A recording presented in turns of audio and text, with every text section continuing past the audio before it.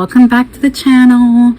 To those that don't know who I am, my name is Asanette. I'm a first year PhD student in history, and today I want to talk about my experience as a PhD student because we are at the halfway point of my first semester back in grad school doing my PhD this time.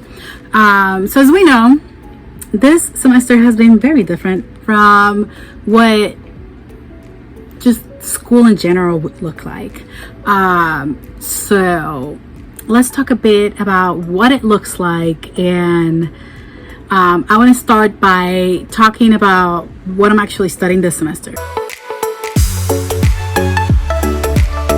So I'm taking 3 classes right now. I am taking an Introduction to Archives, Genocide and Human Rights in Modern Times, something like that, and Introduction to Doing History and Being a Historian. So those are my 3 classes, and my archives class is on Monday, Genocide and Human Rights on Tuesdays, and then I have Introduction to History on Thursdays. So I have Wednesdays off, so those are one of my study days, and then Friday and Saturday, Sunday, but so something you need to know is my school is in California and I'm currently in Florida. So that makes it a bit harder to deal with everything because you are 3 hours ahead of everyone. Therefore, when everyone is just waking up for my 8 a.m. class on Mondays, I'm already up. So that makes it easier in that part. But then on my Tuesday and Thursdays class, that's supposed to be 1 p.m. over there, it's 4 p.m. over here.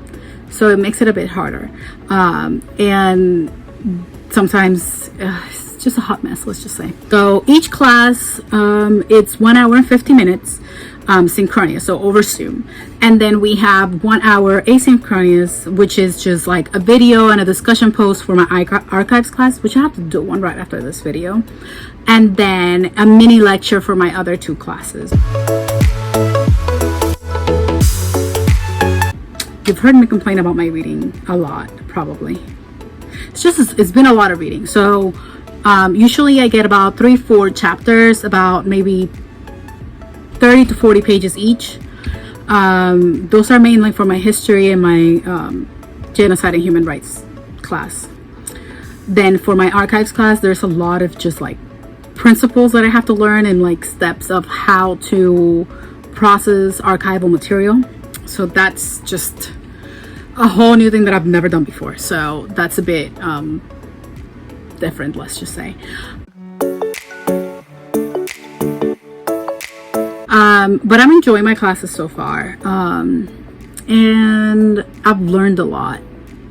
But it's been very hard because I've been at home and I don't work well online. Like, I've done it, but it's not the same. I do well around people. Who would have thought? I always thought of myself as an introvert. Lies. I'm an extrovert. But yeah, it's been a struggle.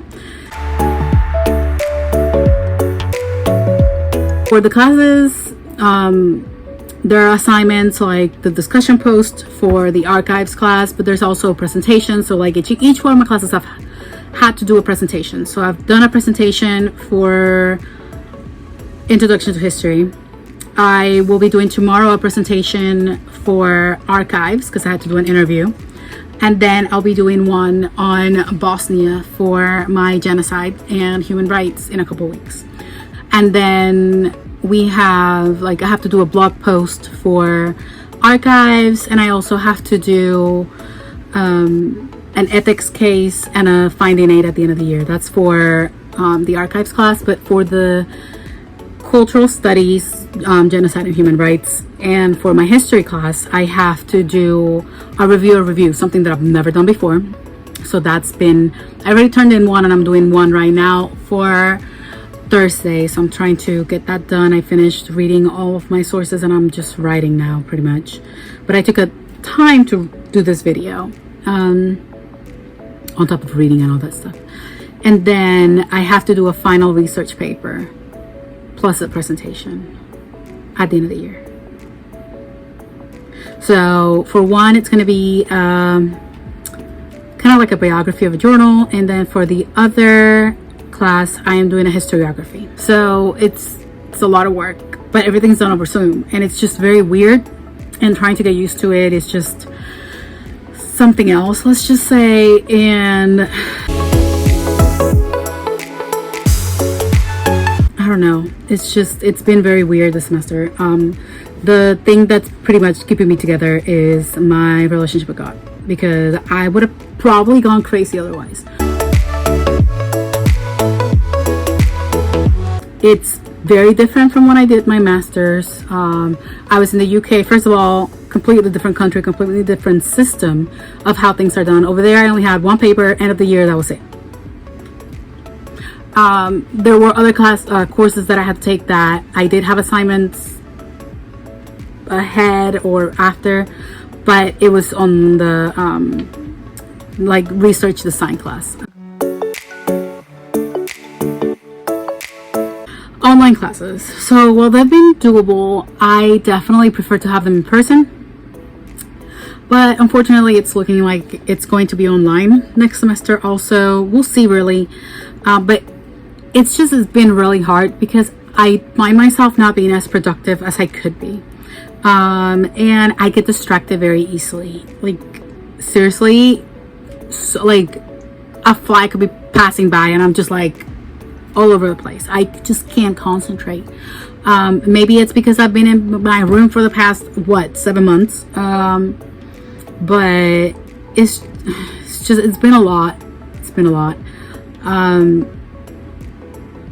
I guess I'm just getting tired of my desk too, because I was a teacher last year, a 6th grade teacher, and I was in my desk all March. So I remember I got sick at the beginning of March, so I didn't work for like a week and a half because I was really sick.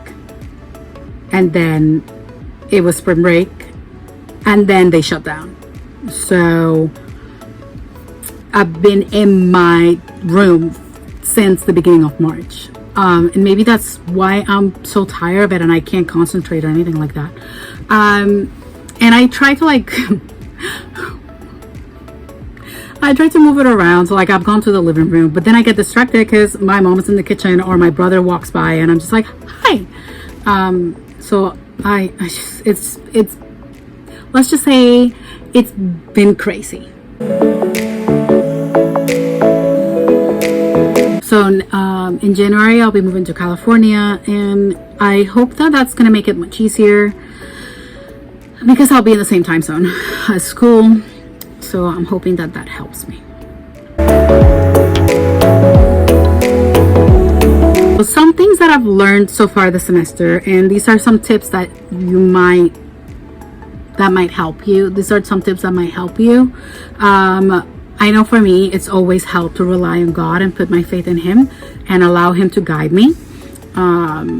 Always working as if I'm working for Him. So don't rely on yourself, rely on God, and He will guide you. Of course, you have to put the effort, like, don't be that person, but still put everything on God and He will guide you, but just seek God. Second thing, schedule everything. Oh my God, schedule your life away. That's the only reason I've been able to survive this thing. Yeah, which goes to my number 3 and my number 4. Number 3 being have a to-do list for everything. I'll show you. To-do list. So this is an adulting to-do list. Literally, it's called adulting. And I have everything in here, literally. I love it. I got this one. I got it on Amazon. It was like $10 maybe less. I don't know. I know that I love it, and I don't want it to run out because I love it. And this one moves on to my 4th one. It's a planner, which is this one, planner. So this planner is a class tracker planner. I bought it, again, Amazon. It goes from August to July, I believe. And it has, I'll show you the February. So it has the remember to over here. Then it has quizzes, exams, papers and projects, assignments, and a daily plan. And then at the end of the week, it has a to-do list and a, I guess, countdown, you would call it. Let's see, here we go. This is the monthly spread also. At the beginning of the whole thing, it has the semester schedule that you can draw it out. I have it drawn out here. And then it has like a goals page that you can put stuff in there. So that's nice. My next tip, use the Pomodoro study technique.